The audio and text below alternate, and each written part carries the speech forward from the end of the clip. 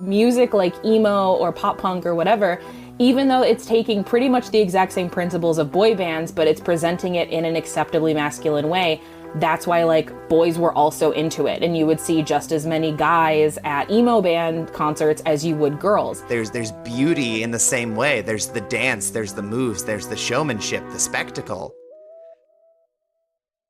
This Ends at Prom is a podcast that dives deep into coming-of-age and teen girl movies from the queer, feminist, cisgender, and transgender perspectives of wives and film analysts BJ and Harmony Colangelo.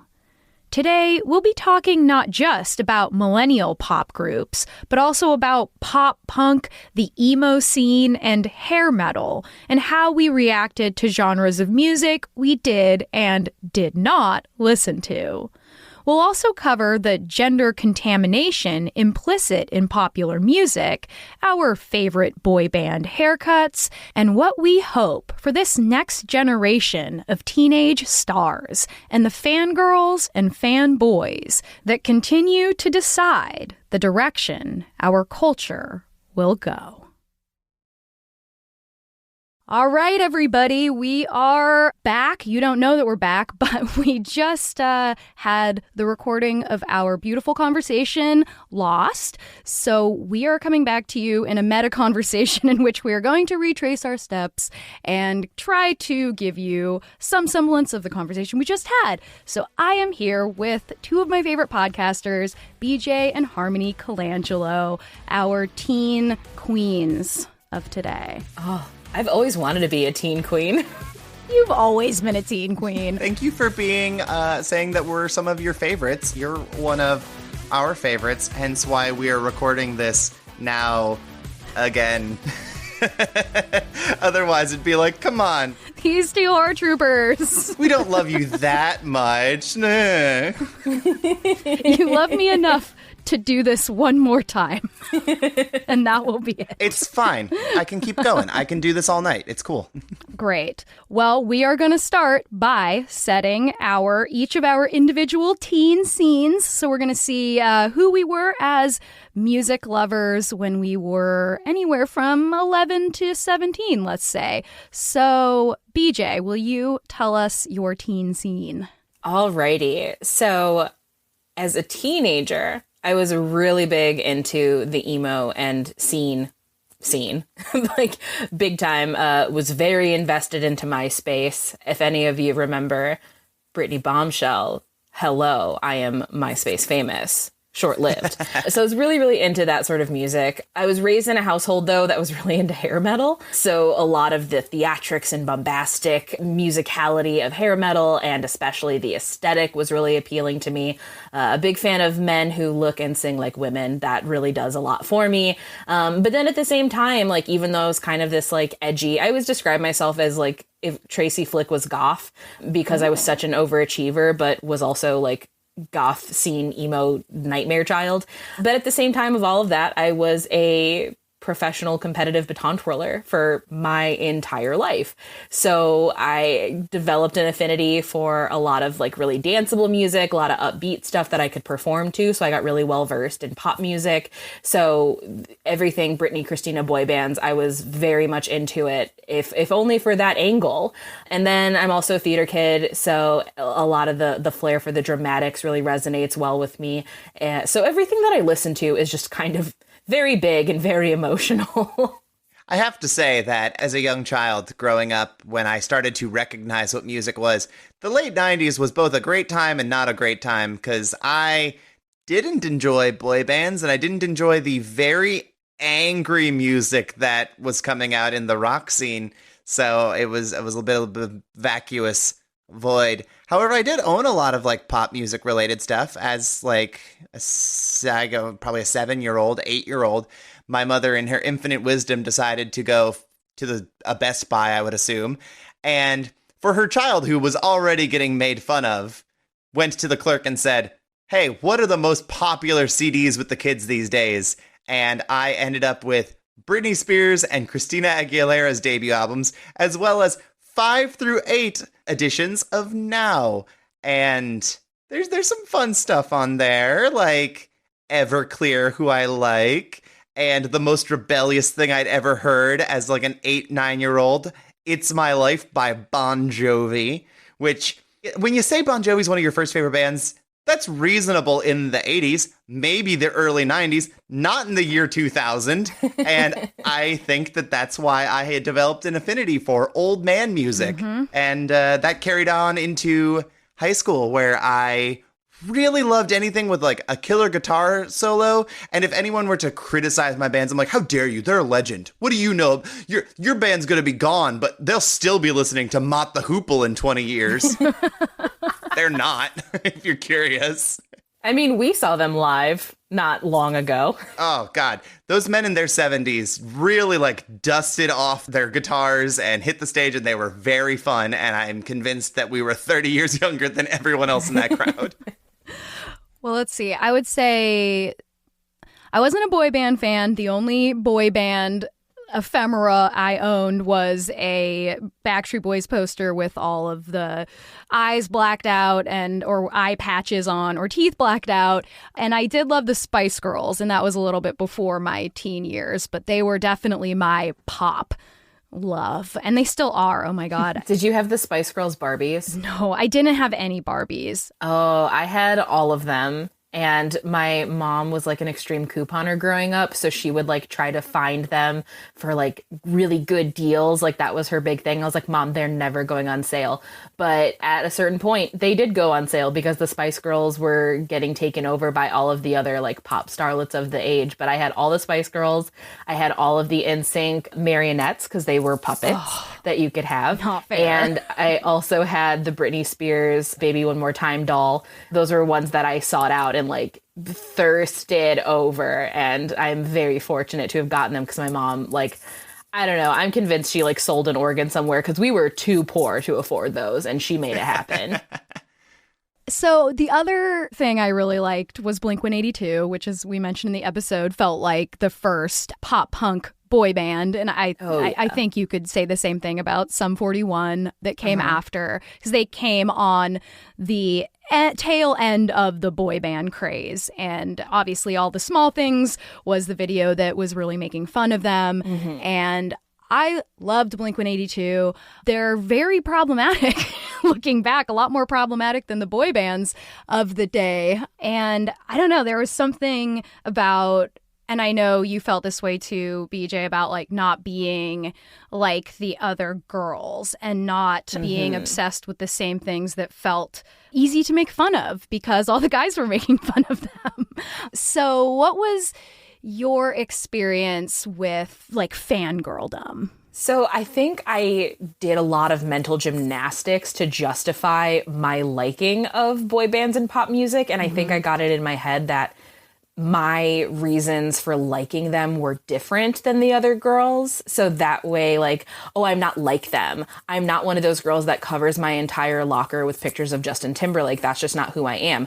But I was also the same girl who absolutely cried in my mom's car when we went and saw the No Strings Attached tour at the Allstate Arena. And it was a huge deal. And I wept in the car, but I wouldn't do it in public. Like, you could never know that, like, I was really that into it.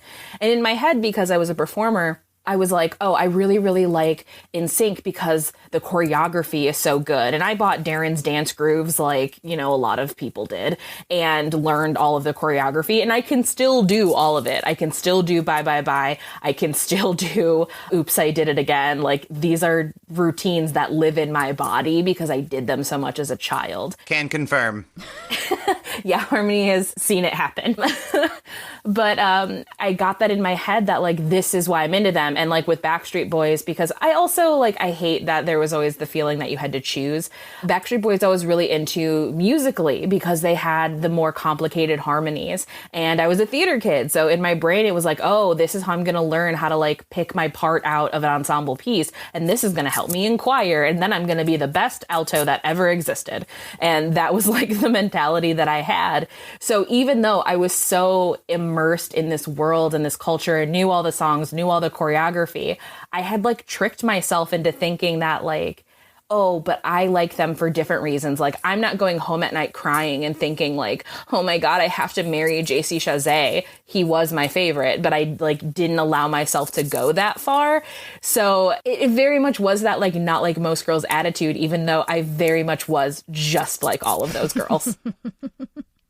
Harmony, you have a different type of perspective. I don't remember fangirls by way of like NSYNC and Backstreet Boys and like peak boy band fandoms because I didn't have girls that wanted to hang out with me at that period because I was a chubby loser and boys had cooties and that they didn't want anything to do with me. So that was totally removed from my world because I didn't watch things like TRL. I was busy watching cartoons.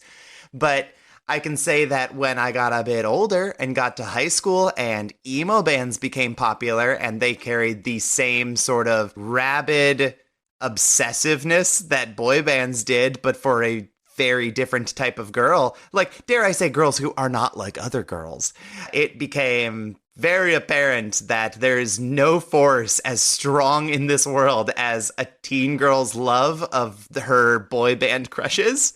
So I had friends around me who were then obsessively writing like smutty fanfic of the members of My Chemical Romance hooking up, including Mikey and Gerard, who are brothers, and I would prefer them have not done that. But hey, I guess that's just what you're gonna do when you don't know how to deal with all those feelings and emotions.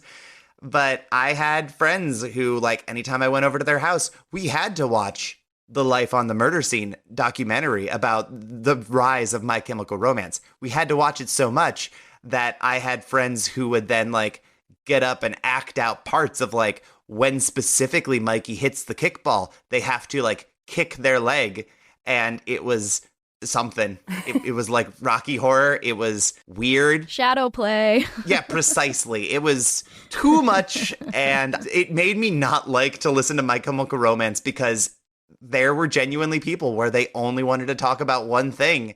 I am so glad that you brought up emo because I would like to talk about emo, which feels in so many ways like a boy band. Oh, absolutely.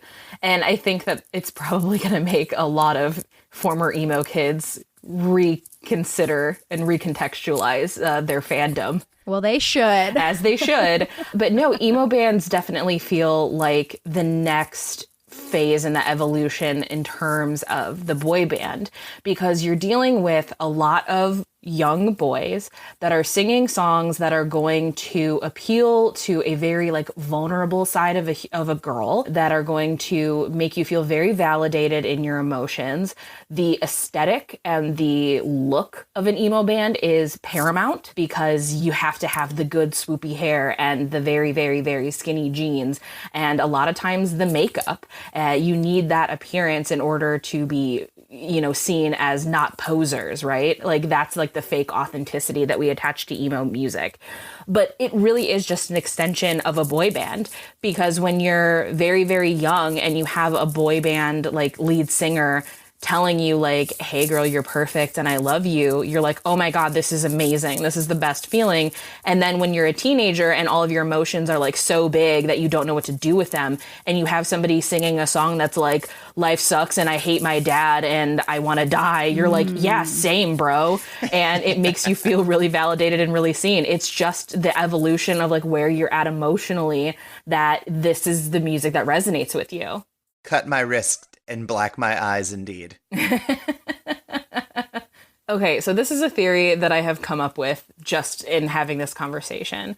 So on, our first conversation that is lost to the ether, we talked about the aesthetic of boy bands, and you equated it to like peacocking, right? And like how so many male animals have to do like these big presentational things. And I was talking about like the hair that they all have and like the smile and the gyrating.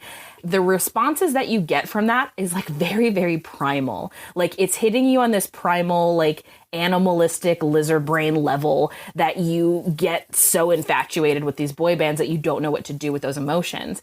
And then when you go to like emo bands, it's less primal and it's more like intellectual. And now suddenly, because you're a little bit older and you can start to actually navigate these emotions that you're feeling and understand what they are, you're going to be more inclined to respond to something that's intellectual. Because especially as a teenager, a lot of times we're not stimulated in terms of our intellectual being. That's why we seek out things like music, like movies, like books, because we're looking for that stimulation. And when you have something like emo music, which is frequently very poetic, very metaphorical, it almost feels like you're involved in this process and like you're getting validated of like you're smart because this means something to you and like you resonate with this. And it's not primal, because we know what primal instincts are when we're in high school, because the primal instinct is the boy who walks up to you and is like, huh, nice tits. And like, that's not appealing to you anymore. Like primal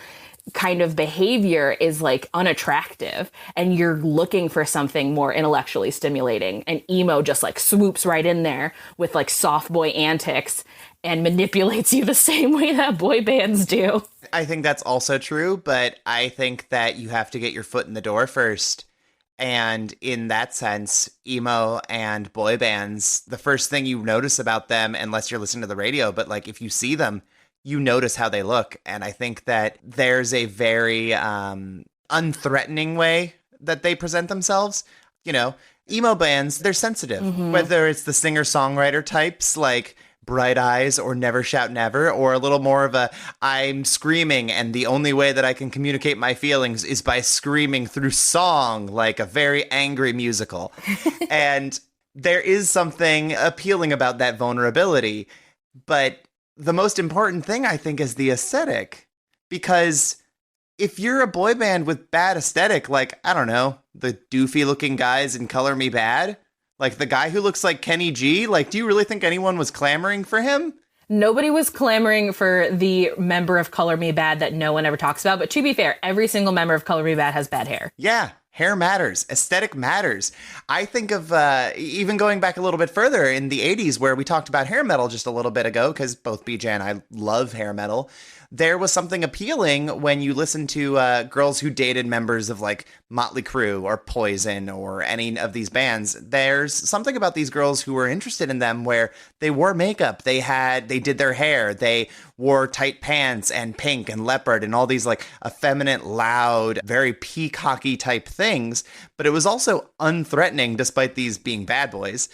And I think that familiarity, that closeness, either emotionally or aesthetically, in the case of boy bands, hair metal, emo, etc., I think there is something that is a lot more easily understood. Like, you have to connect fewer dots in order to understand a boy like that, or, you know, an adolescent teen like that as a young girl. And there is appealing to that. There's safety to it. There's comfort in it, especially when they're saying beautiful things that you can relate to regardless of your age. Like, do you think One Direction was saying like all the things they do in That's What Makes You Beautiful, and it did not resonate in the exact same impact that any emo lyric did, but for a younger audience?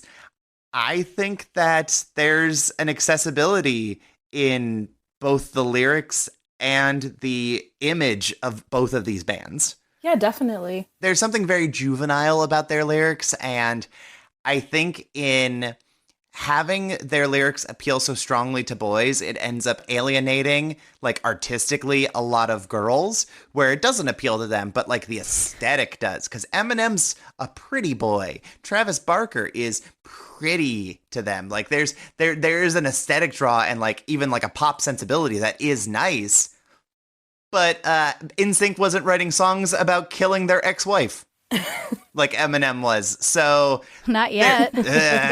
Not yet, I guess. Never say never. But there is definitely things present in these a bit more hard edge and masculine bands, you know? Definitely. Well, definitely. And I think also when you have a band like NSYNC or the Backstreet Boys singing about heartbreak, they sing about it with, you know, honesty, in the sense that they're sad about it. Like, they're really upset that you're gone and they will do anything that they can to get you back. Whereas the emo bands and Blink-182, when they were heartbroken, it was a giant middle finger. I'm screaming at the world because this is either the worst pain I've ever felt in my life and everything is awful, or I don't care and you sucked anyway.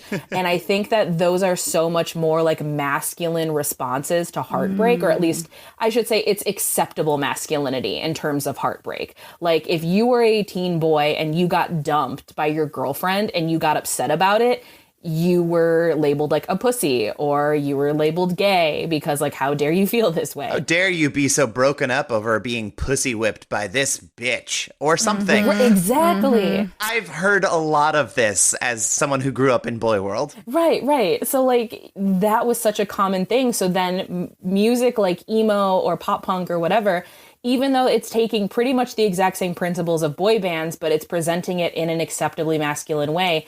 That's why like boys were also into it. And you would see just as many guys at emo band like concerts as you would girls. But it's one of those things where like, I think we were having two very separate experiences, but having the exact same experience, but nobody realized it was the exact same experience because we socially condition everyone differently. More after this. And the hair metal bands that you both loved, they exude a femininity.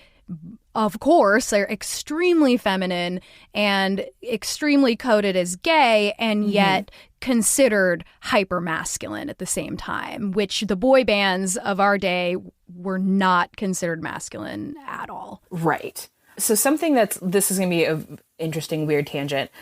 Chelsey, did you watch Peacemaker at all?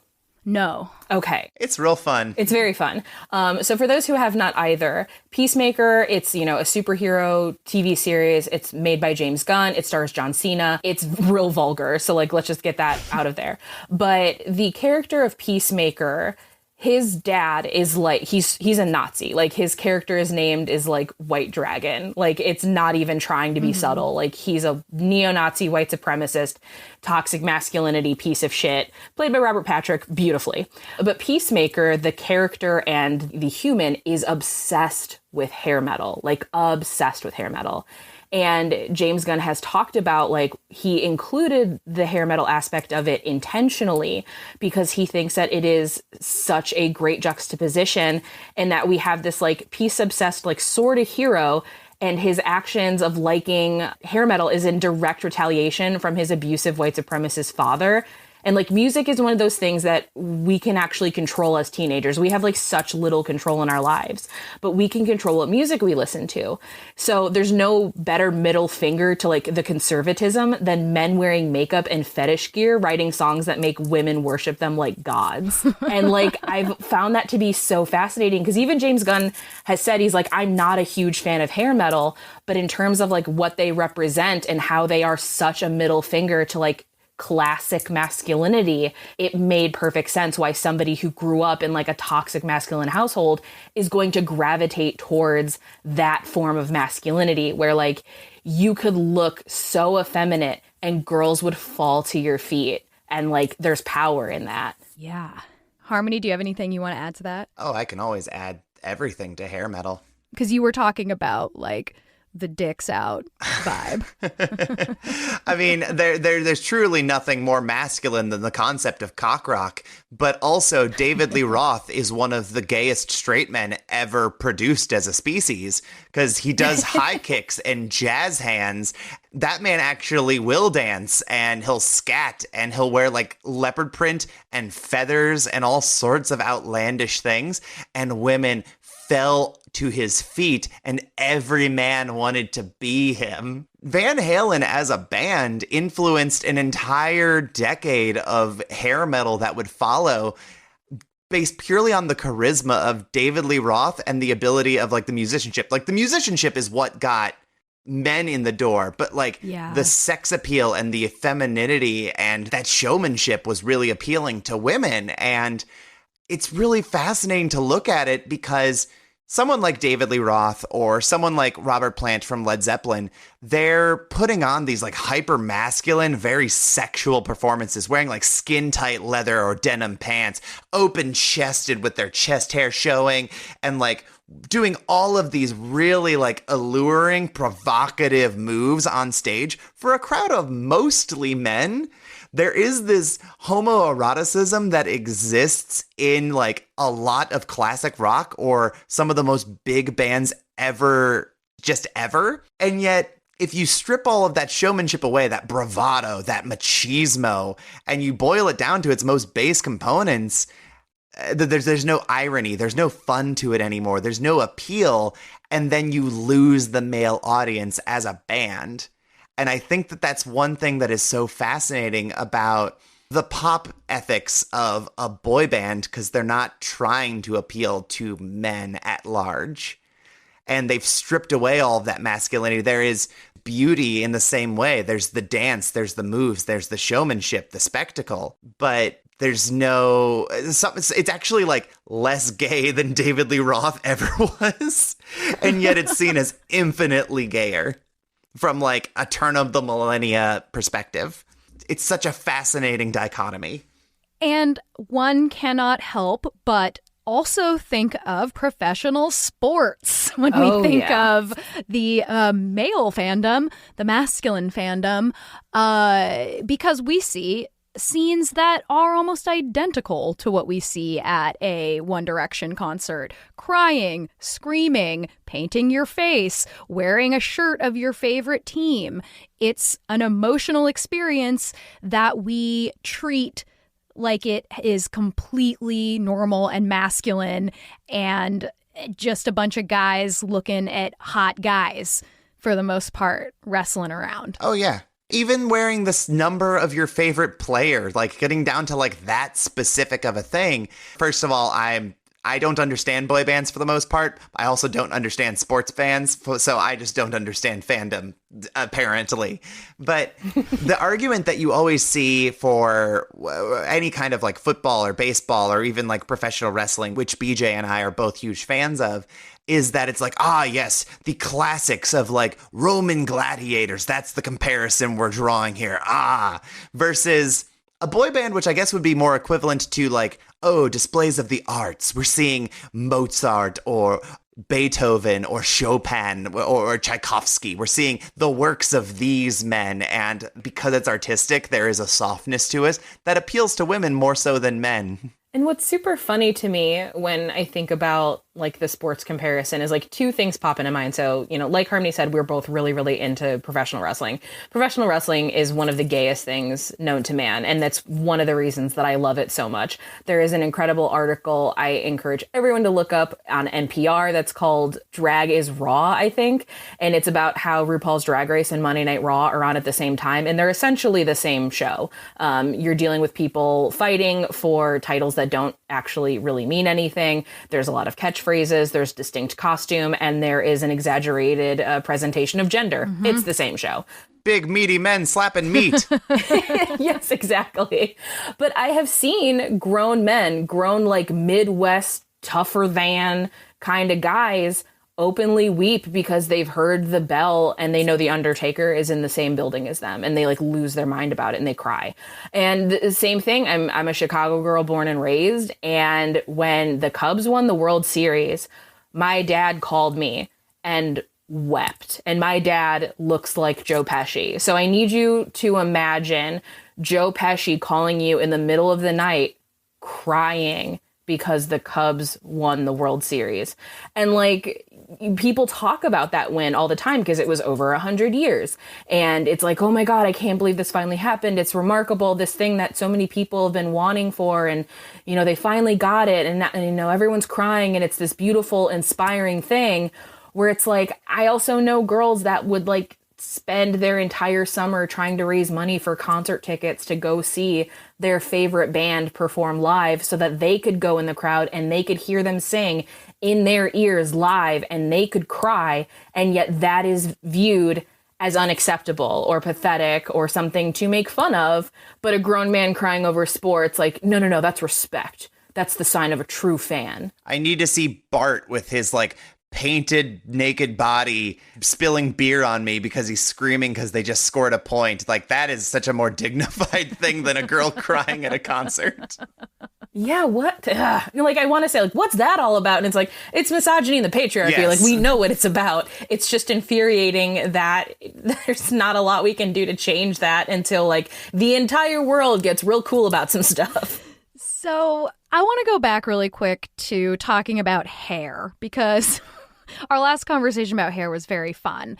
And you mentioned kind of the idea that the boy band hair is peacocking. Oh, yeah. It might have something biologically to do with attracting a mate or something like that. And first of all, what are your guys' favorite kind of boy band hair?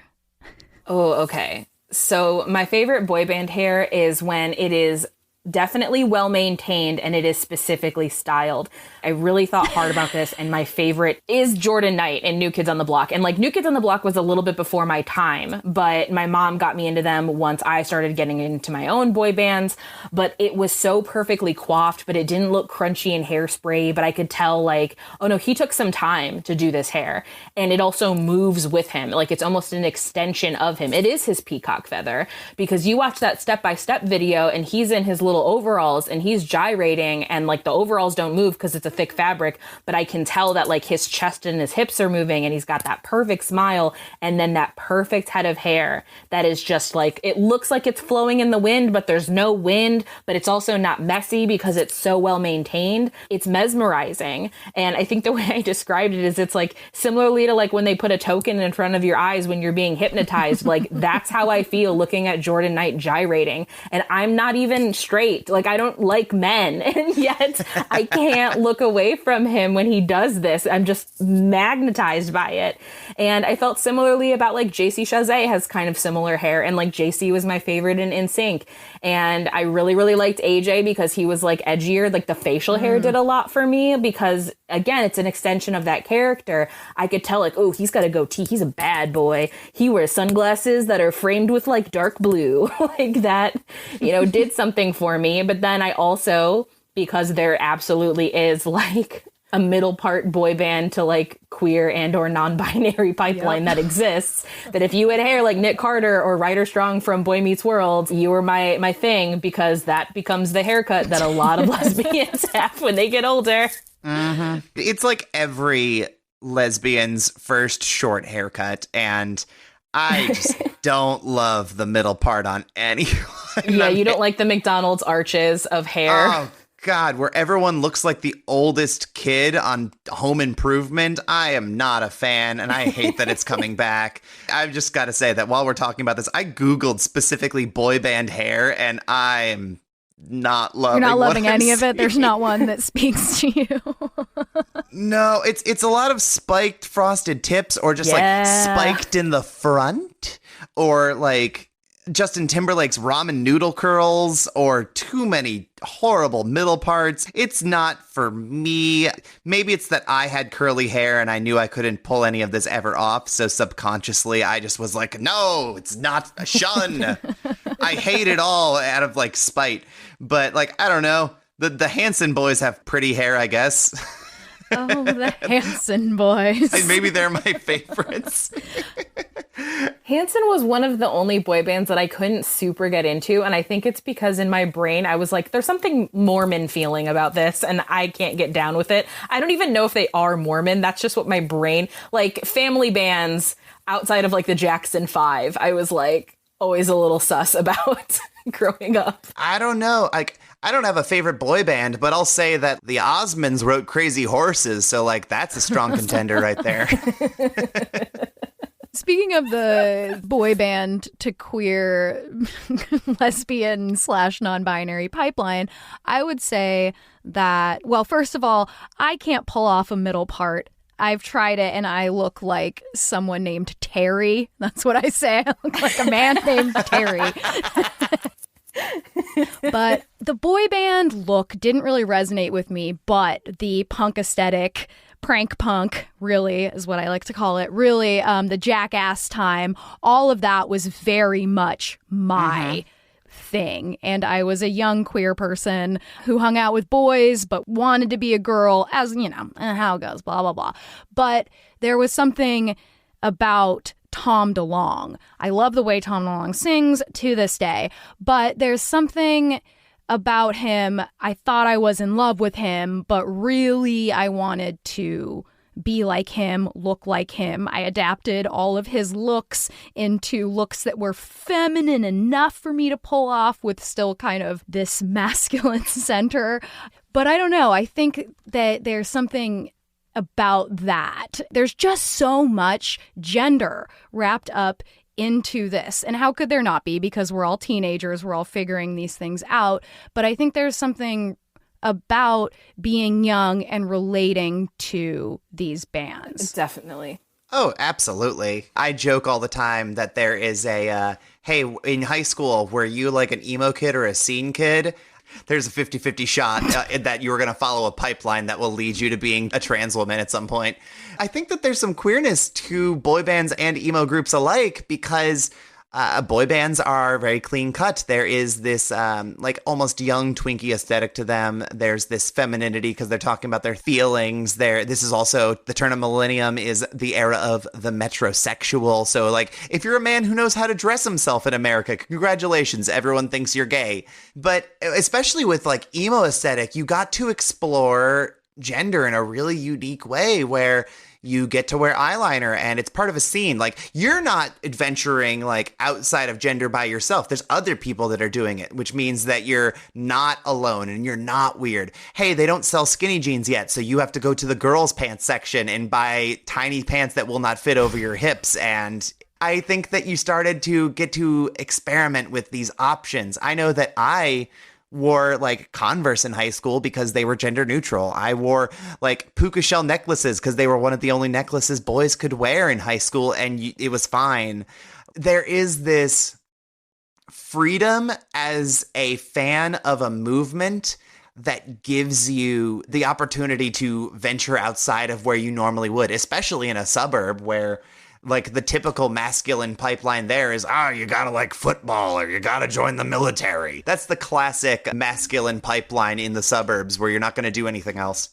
On your show, part of actually your episode, I believe it was on Bring It On, was a big inspiration for our Fangirls episode because you talked about the idea of contamination and how when enough girls like something, it becomes tainted and then divorced away from the world of boys and like both inaccessible and rejected by boys. And so BJ, you and I may have not been those kind of girls with music, but we were definitely those kind of girls with movies. Oh, yeah. Yeah. You want to talk about it? Yeah, absolutely. So the whole aspect of contamination is look at the teen movie genre in general. A film like Ferris Bueller's Day Off or Back to the Future is viewed in like the film canon as a classic film. These are classic coming of age stories. But if you talk about something like Bring It On or Clueless, it suddenly becomes a teen girl movie. Even though those are two of the best movies ever made. They absolutely are.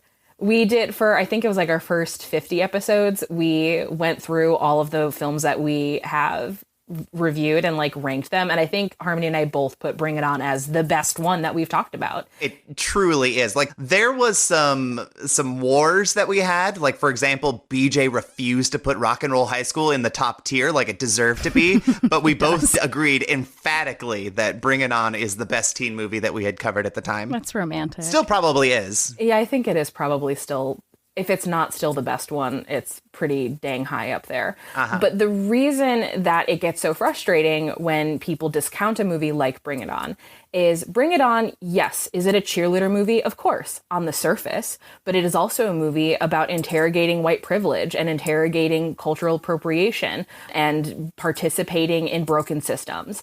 And these are really important themes that we should be talking to our youth about, especially when they are at their most vulnerable and easily swayed by the media as teenagers, because they're just flooded with things telling you that you suck and you're not good enough.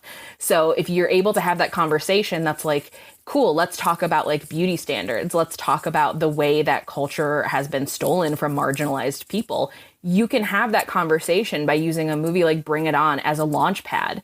Not to like hate on a movie like American Pie, but but you're not going to have a conversation quite as deep. Like, you can talk about like purity culture and virginity, that's for sure. But there are also like hundreds of movies that are having that same conversation. How many teen movies are having that conversation about privilege? They're just not. How many movies are doing things like Sydney White with Amanda Bynes, which is essentially like baby's first introduction to socialism? Like, these are movies that are discounted by the masses as being only for girls, when there are important lessons that can be learned from everybody. And it gets really frustrating because it's not movie specific either. Like, this is an entire cultural phenomenon. We do it with our products. We do it with food. I mean, the one that I go to as of late is like White Claw. White Claw was just supposed to be like a summery alternative to beer.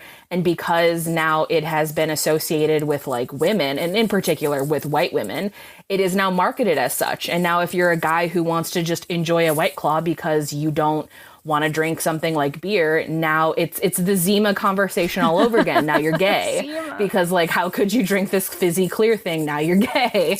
And we know that like homophobia and misogyny like kind of go hand in hand with one another, and they exist within very similar spaces.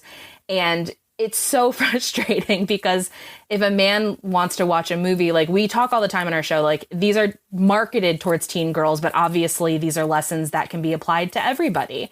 I mean, we just saw this happen last week. Disney and Pixar released Turning Red, and a film critic made himself like villain of the day on Twitter because he wrote an article that was essentially saying that he, as like a white guy, could not relate to this movie because it starred a Chinese Canadian 13-year-old girl. And he was like, yeah, this doesn't appeal to like the universal story. And we're like, there's a lot of universal elements in this. There's stuff about familial trauma. There's stuff about puberty. There's stuff about body insecurity. Like, you don't have to be a Chinese Canadian 13-year-old in 2002 to resonate with this movie. But so many men are just like hardwired due to like the years and years of media consumption to see Ferris Bueller as a universal story and Cher Horowitz as something for girls. Man, I wish that Pixar still made movies that could appeal to everyone. Like, I don't know about anyone else, but I personally resonate with Cars 3 as a car.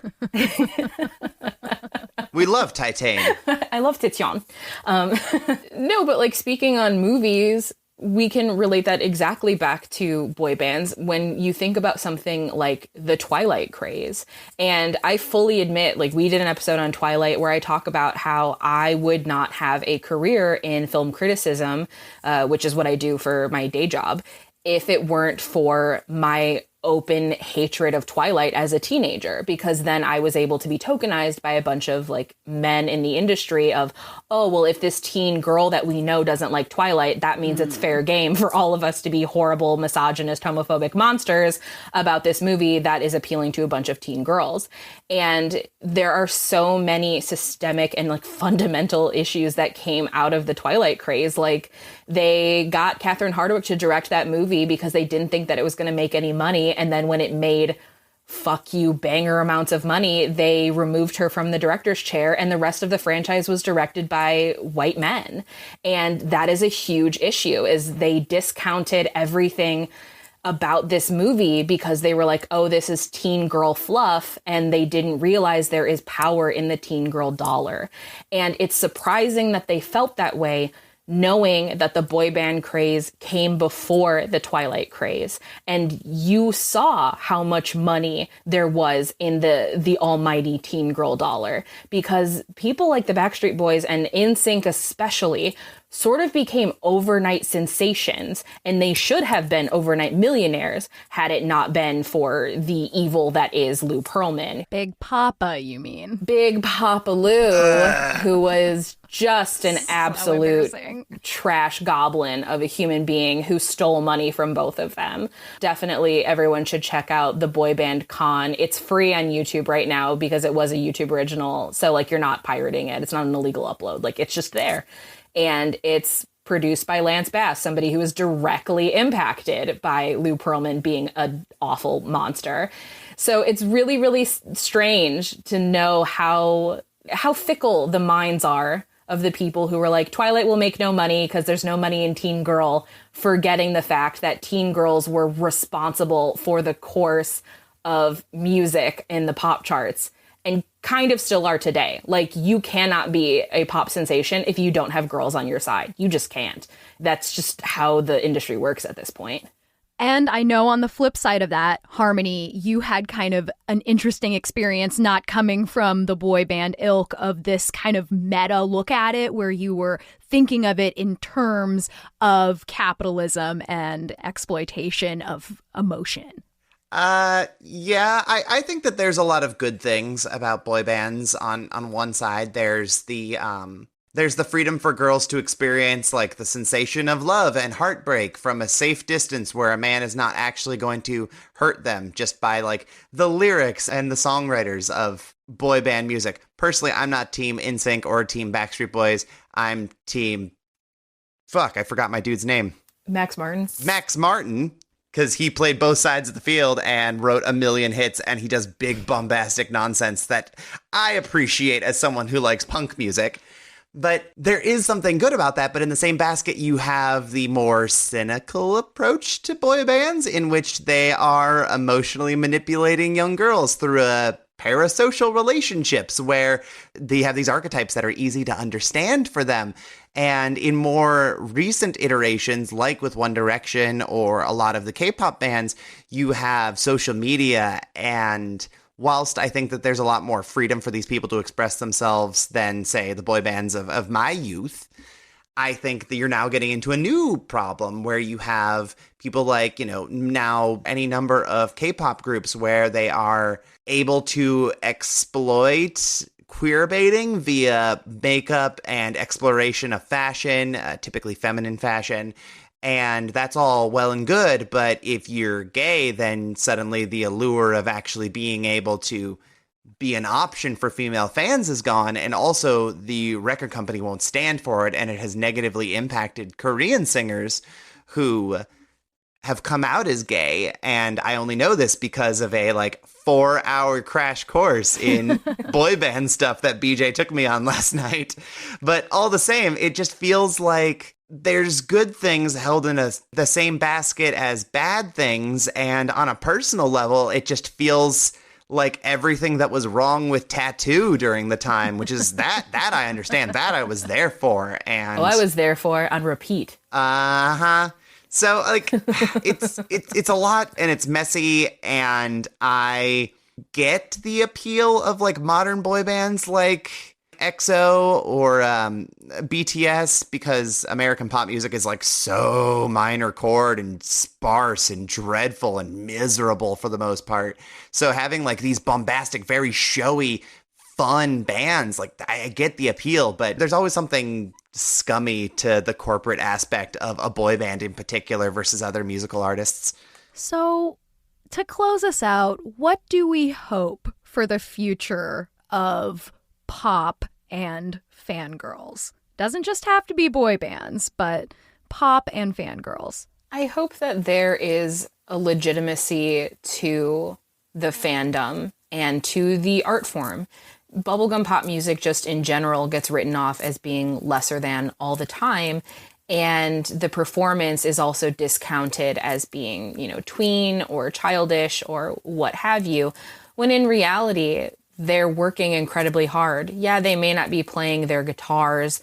Unless you're the Jonas Brothers, they can do it all. But for the most part, they're just singing, but they're also dancing. This is performance art more than anything. And there is a legitimacy to enjoying that. And I am hoping that one day, while we're in kind of our swing of the toxic positivity of let people enjoy things, I hope that it sticks in terms of pop music of it's not cool to make fun of people because they want to sing Olivia Rodrigo songs. Just let them like the music that they like. It's resonating with them on a personal level. All of our relationships with media are extremely personal. And if it's not for you and you don't get it, that's cool, but no need to discount it for those that it does resonate with. Do you know that I've been working on a cover of Driver's License by Olivia Rodrigo? This is the best news I've gotten all day. Okay, Harmony, what do you hope for? Oh, I haven't the faintest idea. This isn't my world. I don't even know what the state of pop music is going to look like in, like, say, 2 years when we're, fingers crossed, comfortably back to a pre-pandemic cycle of everything. I do find it very interesting as a person who's pretty cynical about a lot of teen-oriented music and the pop charts in particular, because I don't like that only like 140 songs chart on the Billboard Hot 100 every year, because that's just stagnant and dreadful. But one thing that has happened that's very, very cool out of the pandemic is that a lot of independent artists have been charting based on the strength of, like, TikTok, because so many big artists refused to release their albums during a pandemic when they weren't able to tour. So many big artists are unfortunately flopping, like Katy Perry. I don't know if her career's ever going to recover. The times have changed and she's made a few bad decisions, unfortunately. But I think that there is new places for people to find music. And if nothing else, Olivia Rodrigo is a good example of teens producing music that is meant towards teens and having a strong resonance on, like, a large scale of fans finding it, but also just in terms of, like, opening up to wider genres. I don't listen to Olivia Rodrigo very much because I don't know, a curmudgeon-y old person who would rather listen to Meatloaf when I want to think about, like, my teenage anguish and heartbreak. But I do love that things are changing and are becoming more fun, and people are finding, pop artists that are specifically, that don't feel like they were designed to be as big as they are, but in a good way, people are getting behind them. And maybe that's the power, like the equalizing power of social media, is we don't need these people behind the scenes writing this music as essentially an on-purpose manipulation, which we see with different writers throughout, whether it be a good or bad manipulation. It doesn't always have to be a very negative thing. But I think that having these pop artists be able to write their own music and have the ability to reach so many people has already massively changed the state of music. Oh, definitely. There's actually, right now, we're in a very interesting time because we're seeing a complete refusal to accept the industry plant. Because in saying Backstreet Boys, like, yeah, they all worked their butts off for years, but they were made by design. Like, they are essentially their industry plants. And we recently saw that last year when the band Tramp Stamps was like the big thing on TikTok. And they were these girls with, fantasy colored hair. They were kind of punk rock, like very Paramore inspired, writing songs that were supposed to speak to the new woke generation of young girls. And TikTok figured out pretty quickly that they were industry plants, that these were all, musicians that were put together and like given a specific image and given specific songs to sing with all of the right buzzwords. And they rejected it immediately. Wow, that's fascinating. Like, that band is no more. Like, they don't exist really anymore. It's wild. And it's because now that our parasocial relationships have changed with pop stars. We're not buying issues of J14 and reading about Justin Timberlake's favorite pizza and learning about this image that has been presented to us and crafted. We're learning about them from their TikToks and their Instagram lives and their Twitter and the things that they are putting out personally. So our relationship has changed. And now we do have that level of authenticity. Even if somebody is like a little bit famous or kind of came out of nowhere or is a nepotism baby, what have you, we're able to establish that relationship with them where we feel like we know them and we feel like their music is speaking to us more personally because we know them so much better. And that's what's changed. And that's why bands can be found on TikTok and become famous, because they already have that built-in defense. Like, you feel like friends and you want to stick up for your friends and you want to see your friends succeed. So if you're that person who got in there on the ground floor when they were just putting out LPs on TikTok hoping for a couple of likes, now suddenly you're part of their success story, and that makes you feel good. And that is an exact, like, one-to-one comparison of the hipsterism of the emo scene and finding that one band before they got big, knowing them, you know, way back when. And it's just a sign that all of these things are cyclical. The aesthetics that we used in 80s hair metal is the same makeup that we see in K-pop artists. The parasocial relationships that we developed and manipulated in the pop music scene is the same thing that we're doing now with upcoming artists. It's all the same thing. It's just getting one step further in the evolution. I love that at the end of every one of our This Ends at Prom episodes, I get a shout out an indie band that I want people to check out, and people actually do. And I would be lying if I said that I wasn't this hipster person going like, I'm doing my part in helping people listen to the Sonderbombs or Boy Jr. or We Are the Union. Like, golly gee, I'm so glad that they're successful because they're talented and they deserve it. So yes, absolutely. Everything BJ just said. Well, I think sounds like a bright future. We can all hope, at least. Seriously. Thank you both for not only recording with me today, but recording with me twice. Oh, and one more thing. I also just recorded an episode with you guys about one of my favorite teen movies, Cruel Intentions. When is that coming out? Whatever next Thursday is. Well, please make sure you check out my episode of Cruel Intentions and also the rest of your great catalog. And I know you are doing Spring Breakers soon, which is its own. Oh, what a surreal fever dream it is. Spring break forever. Beautiful. Make sure you check out This Ends at Prom, wherever you get your podcasts. And you can also find them on Twitter at This Ends at Prom. You can find BJ at BJ Colangelo and Harmony at Velosa Trapdoor. That's Velosa_trap_tour. And there you can find all the other dope things this power couple is up to. To close out our Fangirls and Boy Bands series, we're going to have one more interview next week. Thanks for bearing with us these last couple off weeks, and in the weeks that are going to follow, we are going to be taking a few off. Things are a little bit messy behind the scenes, but in a good way, and we're just catching up on all that stuff we have to do behind the velvet curtain.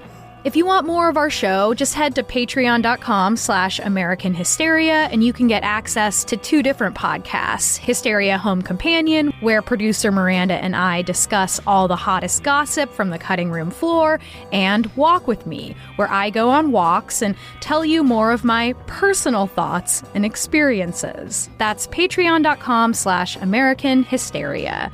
Come follow us on social media at American Hysteria Podcast on Instagram and at AmerHysteria on Twitter, and head to AmericanHysteria.com to get some of our hot merch.